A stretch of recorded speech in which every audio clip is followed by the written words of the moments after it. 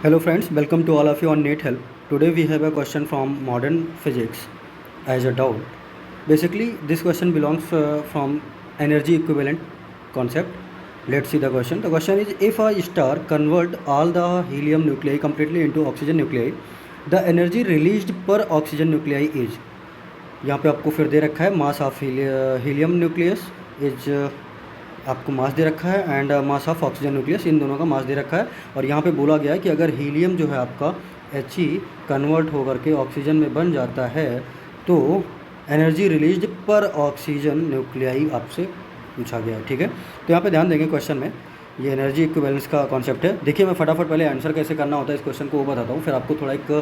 बढ़िया सा कॉन्सेप्ट दूंगा एनर्जी इक्विवेलेंट का, जो बहुत नेसेसरी होता है और उसको एज इट इज़ कहीं लिखा नहीं मिलेगा। मतलब आप उसको अपने ढंग से अपने रजिस्टर में या नोटबुक में कहीं ज़रूर लिख लें, बहुत काम आता है। अगर ऐसे क्वेश्चन आते हैं तो ईजिली हो जाता है, और अगर आप वो नहीं लिख के रखते तो ऐसा क्या होता है कि ये क्वेश्चन थोड़ा टाइम टेकिंग हो जाता है। ठीक है, तो आप उसे ज़रूर लिखिएगा और इसलिए वीडियो को लास्ट तक देखिएगा। ठीक, तो आप स्टार्टिंग में सबसे पहले ये बोला गया कि हीलियम को कन्वर्ट हो जा रहा है ऑक्सीजन में। ठीक है,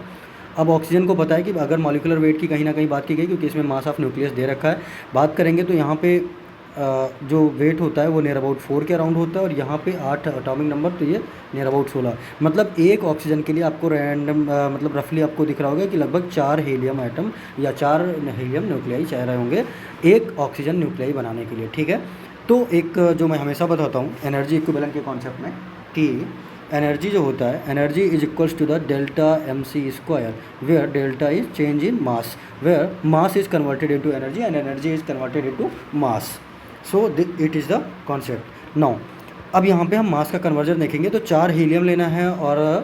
आपको एक ऑक्सीजन बनेगा, और पर ऑक्सीजन ही पूछा गया, तो इन दोनों में जितना मास का चेंज होगा उस अकॉर्डिंग हम एनर्जी निकाल लेंगे। तो 4 हीलियम के लिए हीलियम के अगर आपको देखेंगे एमयू में दे रखा है आपको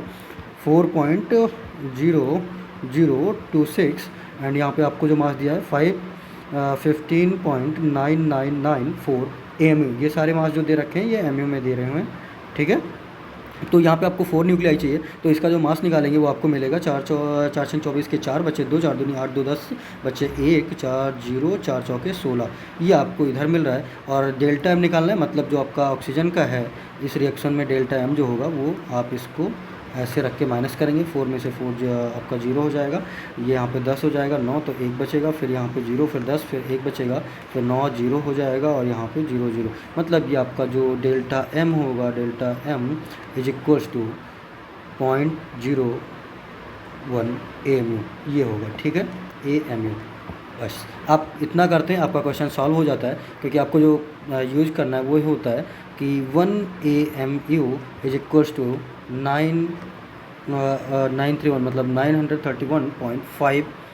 मेगा इलेक्ट्रॉन वोल्ट एनर्जी के बराबर होता है, और ये मेगा इलेक्ट्रॉन वोल्ट में ही आपको क्वेश्चन पूछा गया है। तो आप जब 1 एमयू इसके बराबर होता है तो इतना एमयू कितने के बराबर होगा, तो सीधा आपको कुछ नहीं करना है, बहुत ही लुल्ल सा क्वेश्चन हो जाता है अगर आप ये लगा देते हैं। और ये आप ऐसे करेंगे कि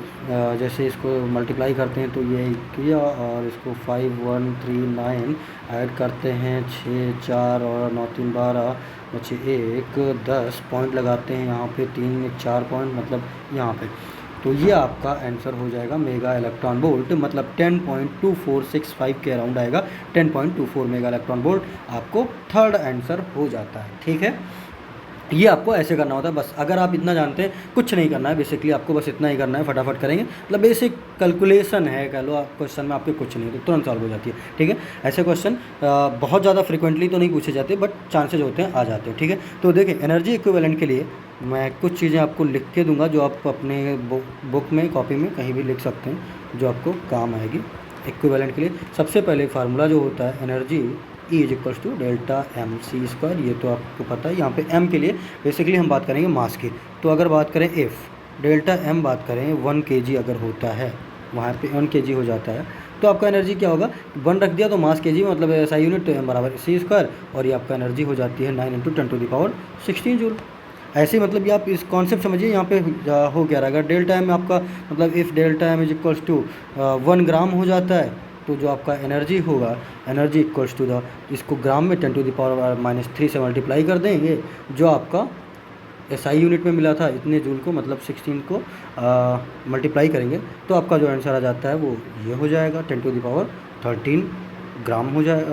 इसका आपका जो ग्राम में था ये इतना जूल हो जाएगा सर, ये आपको जो निकलेगा ये जूल में आपको आंसर मिल जाएगा। बट अगर आपका डेल्टा एम जो है ये आपका 1 AMU हो जाता है तो AMU को आप जैसे जब मास जो रखना है AMU को आपको फिर से इसमें SI यूनिट में कन्वर्ट करना है kg के लिए, तो 1 AMU के बराबर जो आपका होता है ये आपका 5.3 नियर अबाउट जो होता है 5.3 इंटू 10⁻27 से जब मल्टीप्लाई करेंगे 9 इंटू 10⁻16 जो आपकी ये वैल्यू थी, बेसिकली हम इसी से टाइप करें। आप 1 kg पे रख लें, फिर उसके बाद ये टाइप कर लेंगे, तो इसको जब आप मल्टीप्लाई करते हैं तो आपका जो 1 AMU का जो जूल में आंसर आता है वो आपका, इसको सॉल्व करेंगे तो नियर अबाउट, मतलब ये आप मैं हिंट कर रहा हूँ कि आपको कैसे इस चीज़ को समझना है और कैसे को रिलेट करना है, इस तरीके से करेंगे तो आपको ये जूल में आंसर आ जाता है। ठीक है, देखिए इन सब फैक्टर को कन्वर्जन के लिए आपको एक चीज़ मैं और जो फार्मूले की यूज़ पड़ती है वो आप देखें 1 AMU की अगर बात करें, क्योंकि AMU में के फॉर्म में ज़्यादा दिया जाता है। 1 AMU उसी को 1 U बोलते हैं, यूनिफाइड मास होता है, और ये जो होता है ये आपका होता है 1.67 इंटू 10⁻27 kg, या फिर उसको अगर 10⁻31 करेंगे तो ग्राम में हो जाता है, उससे कोई मतलब नहीं, kg में हम लेकर के चलेंगे क्योंकि, और इसको नियर अबाउट हम मतलब नियर अबाउट का वो एग्जैक्ट होता है आपका, हाँ वही आएगा 6 तो 67 लिख सकते हैं, 5/3 इंटू 10⁻27 भी लिख सकते हैं। इसी को आप अगर ग्राम में लिखना है तो ग्राम में लिखने के लिए नहीं, ये ग्राम में करेंगे तो 31 नहीं होगा, हाँ कम हो जाएगा, क्योंकि आप ग्राम में जब इसको मल्टीप्लाई करेंगे तो ग्राम के लिए MU जो होगा, MU को ग्राम में कन्वर्ट करेंगे तो 10⁻24 ग्राम हो जाएगा। kg को ग्राम में बदलेंगे तो 1 kg में ग्राम ज़्यादा होता है, तो मल्टीप्लाई करेंगे तो ज़्यादा मतलब माइनस में कम हो जाएगा, है ना। और इसी को आप इस 5.3 के फॉर्म में भी लिख सकते हैं, 5.3 इंटू 10⁻- ऐसा करके लिख सकते हैं। ऐसे ही 1 AMU हो गया, तो 1 इलेक्ट्रॉन वोल्ट की बात करें जो आपकी ज़रूरत पड़ेगी वो ये पड़ेगी इंटू 10⁻19 1 इलेक्ट्रॉन वोल्ट ये जो होता है, इसको आप जूल के फॉर्म में लिख सकते हैं। ई का वैल्यू रखेंगे और ये जूल में कन्वर्ट हो जाता है, इलेक्ट्रॉन वोल्ट जूल में हो जाती है। फिर 1 मेगा इलेक्ट्रॉन वोल्ट की बात करेंगे तो इसी चीज़ को जो आपका ई था, मतलब 1.6 इंटू 10⁻19 में अगर मेगा की बात करेंगे तो 10⁻6 से मल्टीप्लाई कर देंगे और जो आपका वैल्यू होगा वो 1.6 इंटू 10⁻13 जूल हो जाती है। और अगर 1 किलोवाट आवर की बात करें, किलोवाट आवर, तो यहाँ पे क्या होगा, किलो के लिए 10⁻3 से मल्टीप्लाई करेंगे और आवर के लिए आपको आवर को सेकंड में बदलेंगे तो 36 से मल्टीप्लाई कर देंगे, तो 1 किलोवाट आवर जो होता है ये भी एनर्जी की यूनिट होती है और ये हो जाती है आपका 3.6 इंटू 10⁻6, ये 10⁻6 जूल हो जाता है।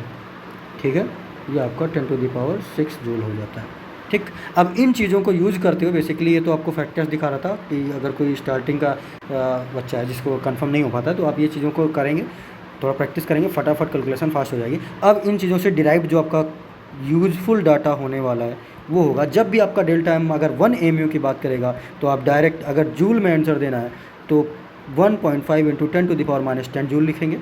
और इसी को आपको जूल को जब मेगा इलेक्ट्रॉन वोल्ट में कन्वर्ट करना है तो मेगा इलेक्ट्रॉन वोल्ट जो कि मैंने यहाँ पे लिखा ये वैल्यू, इससे आप डिवाइड कर देंगे। और जैसे ही इस चीज़ को डिवाइड करेंगे, मतलब आप डिवाइड करेंगे यहाँ पे अपॉन 1.6 इंटू 10⁻13 से डिवाइड करेंगे 1.5 इंटू 10⁻10 को, तो आपको जो वैल्यू निकल के आएगी वो आपकी हो जाती है 931.5 मेगा इलेक्ट्रॉन वोल्ट। ठीक है, इसी को अगर 1 AMU को कन्वर्ट करते हैं वाट आवर में कन्वर्ट करें, क्योंकि ये भी कभी कभी पूछ लिया जाता है, तो इससे डिवाइड करेंगे और जब इससे डिवाइड करते हैं तो आपका जो वैल्यू होगा वो बन के आती है 2 नहीं, आप जब डिवाइड करेंगे इसको इस चीज़ से तो 2 पॉइंट के नियर अबाउट नहीं आएगी, बिकॉज 36 आती है, तो इसको आप जब सॉल्व करती है ये वैल्यू नहीं होगी, आपकी वैल्यू जो निकल के आएगी वो नियर अबाउट आपकी निकल के आएगी 4.16 इंटू 10⁻5 -15 किलो वाट आवर। ये ऑलरेडी कैलकुलेटेड वैल्यू मैंने लिख रखी है, आपको फटाफट लिखा दे रहा हूँ, ये आप लिख लेना। ठीक है, तो एक ये कॉन्सेप्ट यहाँ पे जब MU की बात करेगा तो अब यहाँ पे आप देखेंगे इम्पॉर्टेंट क्या क्या है। MU की बात करें तो आपको जूल में वैल्यू पता होना चाहिए, और द मोस्ट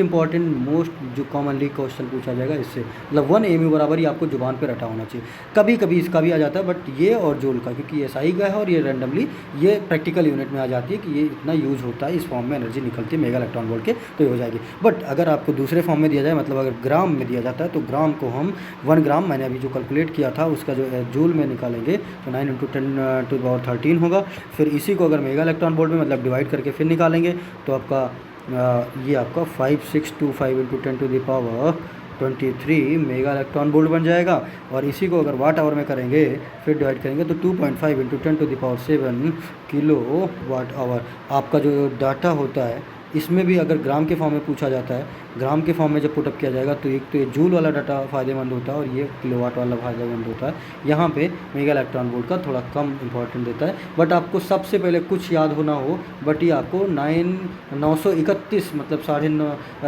मतलब ऐसे बोलेंगे 931.5 मेगा इलेक्ट्रॉन वोल्ट 1 mu के बराबर होता है। यहाँ पे आप 930 के अराउंड रफली रख लेंगे तो भी चलेगा, बट आपको ये डाटा याद होना चाहिए। ये अगर आपको याद है फटाफट डेल्टा एम की जगह रखेंगे, वैल्यूज़ को कन्वर्ट करेंगे। आपको अगर बेसिकली और डाटा नहीं याद है तो एमयू को आप मास में मतलब केजी में कन्वर्ट कर लेंगे, और जो आपके फॉर्म होते हैं 1 mu के बराबर, जो मैंने ये यहाँ पे लिखा था, क्योंकि अगर वो सब नहीं याद है तो आपको ये पता होना चाहिए। ये पता होता है तो इससे आप कन्वर्ट कर सकते हो, फटाफट हो जाएगा। बट आपको एक डाटा जो 9 पॉइंट ये वाला है ये आप ज़रूर याद रखें हमेशा,